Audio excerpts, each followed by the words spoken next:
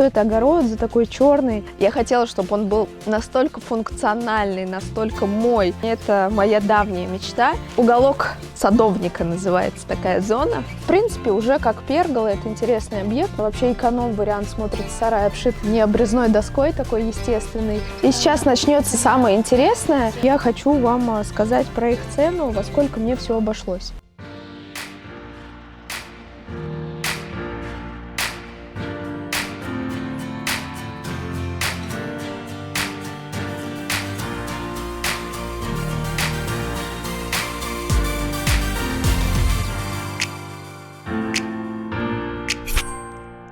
Добрый день, дорогие дачники, садоводы, огородники, все те, кто интересуется загородной жизнью.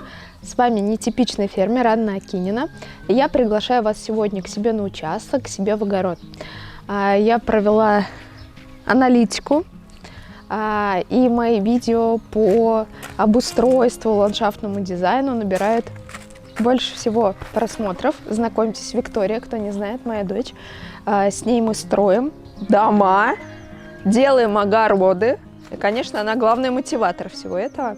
Вы всегда говорите, что я показываю, знаете, постфактум. Что-то сделаю и показываю. Ну, конечно, за каждым маленьким объектом, маленькой грядочкой, клумбочкой стоит очень много работы. И возможности снимать это 24/7 у меня нет. И поэтому вот на промежуточном этапе я сейчас буду показывать огород, что я тут делаю. Пойдемте. Первый объект, который я вам хочу показать, это беседка, и по факту она уже готова. Я шуткой называю ее остановкой. Остановка была сделана частично из Пинтереста, частично из моей головы. Главное предназначение вообще этой остановки, так как она находится в огородной зоне, действительно любоваться своими трудами, любоваться огородом. И сейчас начнется самое интересное. В этих остановках, в этих беседках я буду создавать уют, красоту. Пока вот тут поставили лежаки, они тут стоят временно. Конечно, загорать тут не очень удобно, но вчера вот я тут вечером работала, уже когда солнышко спряталось, удобно и в лежачем положении побыть тут. А у меня будет большая зона отдыха именно для приема гостей. Она будет немного дальше, а это уголок чисто для меня, чтобы уединиться и покайфовать в своем маленьком мирке. Моим рабочим не всегда приходится сладко, потому что воплощать мои идеи, которые по факту из головы, ну то есть я даю им какие-то наброски, но я еще не представляю вот до конца, как это будет выглядеть, поэтому некоторые вещи приходится переделывать. Так и с этими остановками. Когда мы сделали каркас из этого черного бруса, начали обшивать вот только рейкой, я остановила, потому что действительно был эффект остановки, а потом я пережила с этим, они постояли зиму. Потом я поняла, да, я хочу их так закрыть.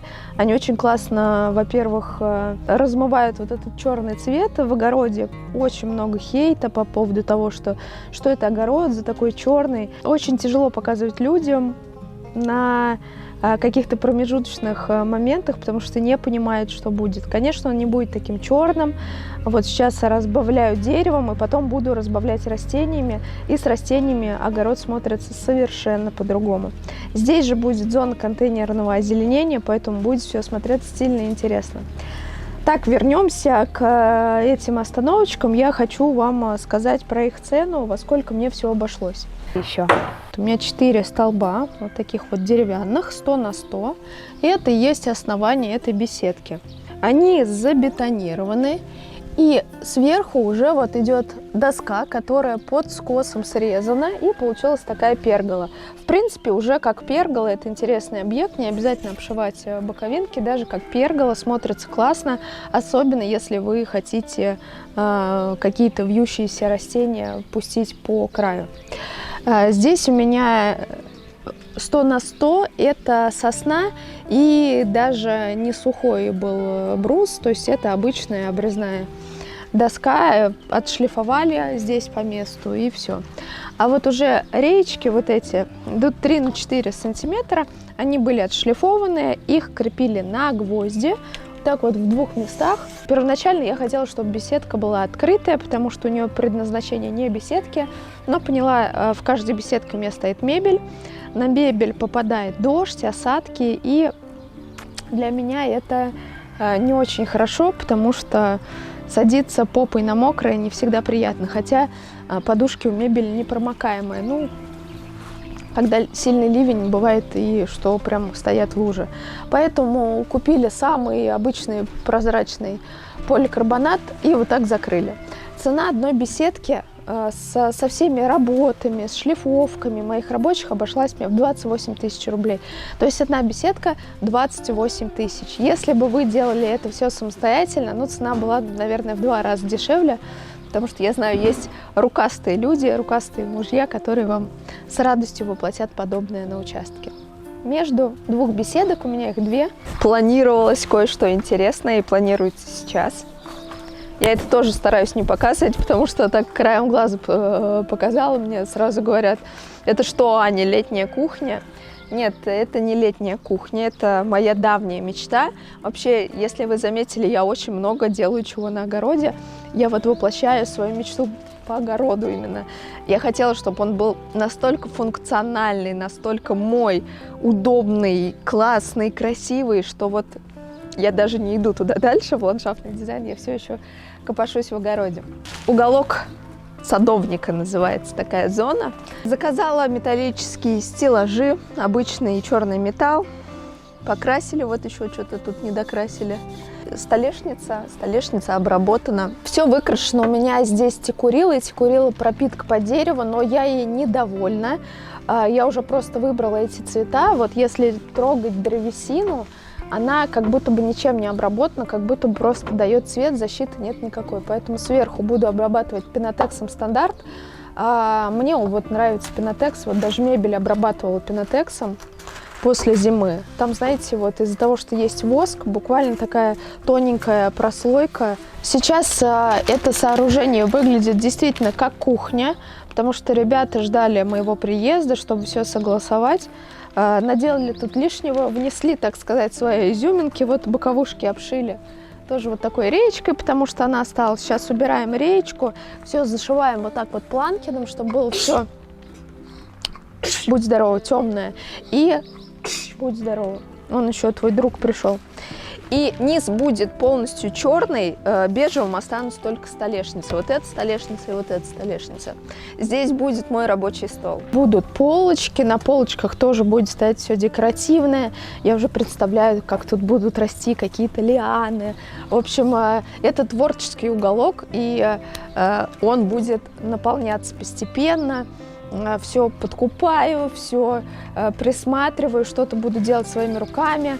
Какие-то, может быть, винтажные деревянные ящики сделаю самостоятельно. Сейчас подкупаю всякие кашпо. Вот я, смотрите, высаживала Анютины глазки. Обратите внимание, во что посажено. Это ковшик, купленный в хозяйственном магазине. Для бани они, наверное, вот эти ковшики.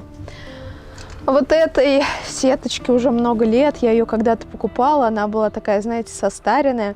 А сейчас она, естественно, состаренная, заржавела. Внутрь будет вставать какой-то цветок. Лучше всего, знаете, какой-нибудь вьющийся, потому что он потом вот так вот пробивается и висит. Так вот это будет выглядеть. И подвешу я это. Ну, то есть вот так вот. Вот такие маленькие детальки, элементы будут повсюду. Это вот какую-то ерунду я покупала в Fix Price, то есть я уже давно знаю, что тут у меня будет что-то интересное. Буду зажигать тут свечки, буду украшать сезонно. Осенью тыквы, как я люблю это делать около дома. Летом, конечно же, цветы, весной первоцветы. Вот эта леечка, она тоже винтажная. Досталась мне в наследство от бабули. В общем, все это будет украшено, и я сейчас вдохновляюсь фотографиями сама в интернете, сама что-то подбираю. Будет классно, я вот прям уверена. И я хотела поставить тут, знаете, такие длинные какие-то, ну, типа грядок, чтобы пустить клематисы вот по бокам. Но обсуждали это с ландшафтным дизайнером, она говорит, не нагружай это пространство, здесь будет кашпо и зона контейнерного озеленения. Я очень люблю контейнерное озеленение. В прошлом году у меня уже была подобная зона. Она вот будет чуть подальше. Сейчас я покажу вам. Багажник сильной независимой женщины. Вчера прикупила 2 гамака. Один вот такой сидячий, Вика еще не видела. Иди смотри, что я тебе купила. Качели. Я их повешу туда, куда кручу, куда-нибудь. Такие, знаете, натуральный природный стиль.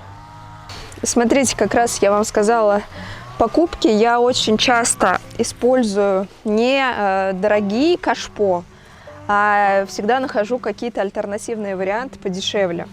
Вот вчера моя находка, кто со мной давно уже знает, это канцелярские мусорные ведра. И у меня точно такие же черные, я в них сажаю петунии. Они, наверное, литров на 12.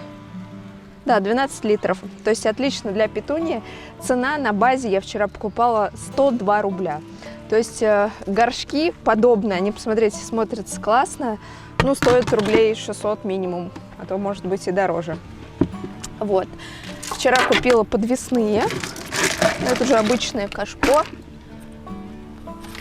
Так вот они выглядят. И у меня уже есть такие с растениями. Сейчас мы тоже с вами их повесим уже по месту. И вот мои находочки. Посмотрите, какие милейшие ведра, оцинкованные вот на 5 литров. Есть большие вот эти ковшики, в которых у меня сейчас растут анютины-глазки. И вот это вообще моя любовь. В прошлом году сажала в них очитки, смотрится невероятно. Это тоже все пойдет к той зоне, там будут растения. Пойдемте расставим. Ну вот вчера еще колышко купила, сегодня буду высаживать перцы, подвязывать. У меня есть разные кашпо. Вот, например, в этом году покупала вот такие. Ну, это, естественно, стоит недешево. Вот они стильные, современные, это видно. Но их очень классно миксовать с чем-то вот таким обычным. У меня очень много чего растет в строительных емкостях. И когда растение все это закрывает, вообще не видно. Или вот посмотрите, вот с прошлого года у меня осталось. Тоже вот такая канцелярская корзина. Вот это вот все пойдет в эту зону озеленения. Все будет миксоваться. Я, конечно, понимаю, что многие пока еще не видят конечного результата, как это все будет выглядеть, но вы можете посмотреть, как это было в прошлом году, и насколько это было все красиво. Здесь будут разные миксы цветов, конечно, просто у меня сейчас под рукой только анютины-глазки. Здесь будут и хвойные растения. Буду, короче, заниматься творчеством тут. И вот пойдемте дальше. Здесь вот в прошлом году и была контейнерная посадка, вот она будет у меня тут каждый год. Причем в контейнерах у меня будут расти не только цветы, это будут и салаты, и овощи, перцы, томаты. То есть я всегда за эксперименты, и какие-то растения остаются со мной уже на следующий сезон. И приняла решение, как на старом участке, у меня было классное зеркало. Здесь же будет зеркало, вчера буквально присматривала. А вот с этой стороны будет раковина. Здесь я буду мыть овощи из огорода, это очень удобно, раковина в саду. И я наконец-то закончу свою идею. Пойдемте еще дальше. И вот дальше стоит у меня сарай, надеюсь, до него тоже руки дойдут, хочу его сделать таким более декоративным. И если вы обратите внимание, ничего сверхъестественного тут нет. Я смотрела классные сараи ценой там по 400 тысяч рублей, пластиковые, немецкие, швейцарские, но я поняла, что это просто сарай, и достаточно опять 4 столба 100 на 100 обшить доской, которой мне обшит забор. И я нисколько не жалею, получилось намного круче, оригинальнее, очень классно, вообще эконом-вариант смотрится сарай, обшит не обрезной доской такой естественной и выкрашенной под дерево, поэтому никогда не упирайтесь во что-то готовое. Иногда собственноручно сделанное намного интересней и дешевле. Мы же хотим сэкономить всегда. Это здорово. И, конечно, финальное украшение всегда цветочками. Вот они потихонечку разрастаются, но желтенькие не сюда пойдут. Здесь у меня будет такая белая зона. И в прошлом году у меня тут были именно белые цветы. Мне нравятся моноцветники.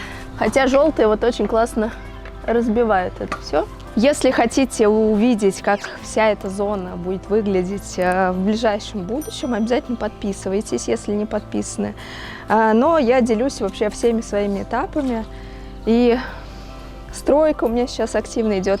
Очень идет активно освоение ландшафта. Пойдемте прям вот одним глазком. Здесь уже будут не петунии и мульча, как были в прошлом году. Уже намечена клумба, грядка, не знаю, как правильно сказать. Она уже будет не такая высокая.